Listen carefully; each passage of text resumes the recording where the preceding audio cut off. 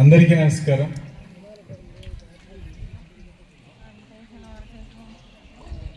Regional workshop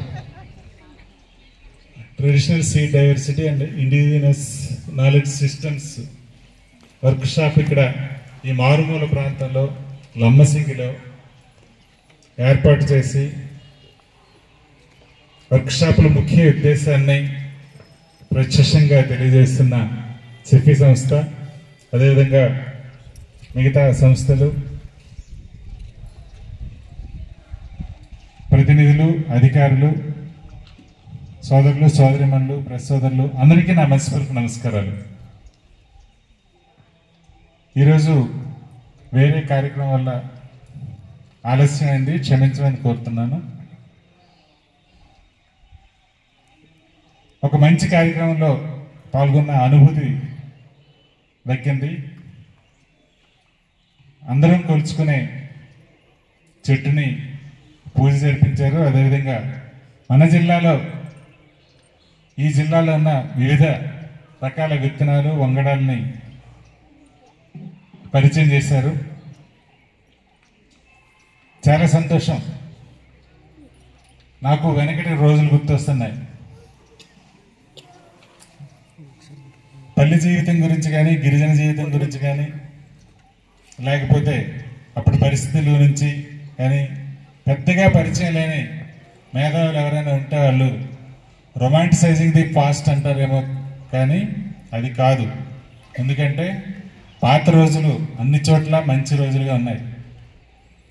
ప్రకృతిని ప్రేమించడం అనేది, ప్రకృతిని పూజించడం, దానికి ధన్యవాదాలు తెలపడం అనేది ఆదివాసీ సంస్కృతిలో ముఖ్యమైన భాగం.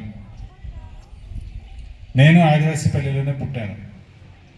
నేను పుట్టి మొదట్లో చిన్నప్పుడు మా గిరిజన పల్లెలో విత్తనాలు కొనడం అని ఎక్కడా వినబడేది కాదు. అలాగే కాయగూరలు కొనడం కూడా ఎక్కడా కనబడేది కాదు.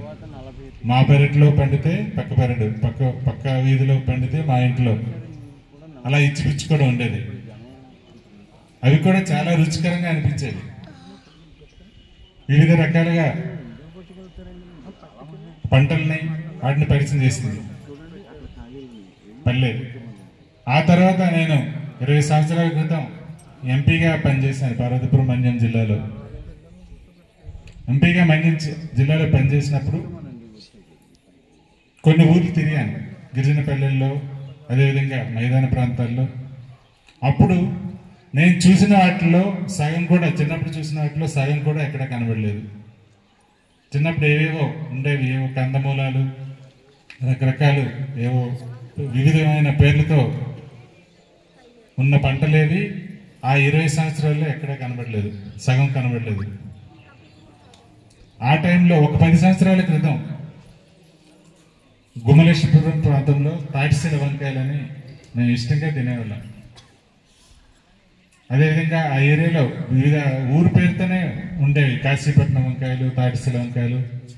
దేనికది స్పష్టంగా విభిన్నత, వైవిధ్యం కనబడుతున్న పంటలు, రుచుల్లో కూడా చాలా తేడా ఉండేవి. ఆ రకమైన పంటలు గత 10 సంవత్సరాలకి ఈ రోజుకి లేదు, అవి కూడా ఇప్పుడు కనబడట్లేదు. ఈ రకమైన మార్పులు మన స్థానికంగానే రావటం లేదు, మొత్తం ప్రపంచం మొత్తం ఇదే రకమైన మార్పులు వస్తున్నాయి. ఐక్యరాజ్య సమితి ఫుడ్ అండ్ అగ్రికల్చర్ ఆర్గనైజేషన్ లెక్కల ప్రకారం 20వ శతాబ్దంలో ఉన్న ప్లాంట్ జెనెటిక్ డైవర్సిటీ, అంటే మొక్కల రకాల్లో ఆ జీన్స్లో ఉన్న వైవిధ్యం అనేది 75% తగ్గిపోయింది. 75% అంటే తక్కువేం కాదు. ఒక్క 25% 20వ శతాబ్దంలో చూసిన పంటలు ఒక 25% మేరకే వైవిధ్యభరితంగా ఉన్నాయంటే అది చాలా ప్రమాదంలోకి మనం వెళ్తున్నాం. ఈ రకమైన ప్రమాదాలు నివారించాల్సిన అవసరం అన్ని చోట్ల ఉంది, అందరి మీద ఉంది. మొదటే చెప్పినట్టు ఆదివాసీలు ప్రకృతి సంరక్షకులు.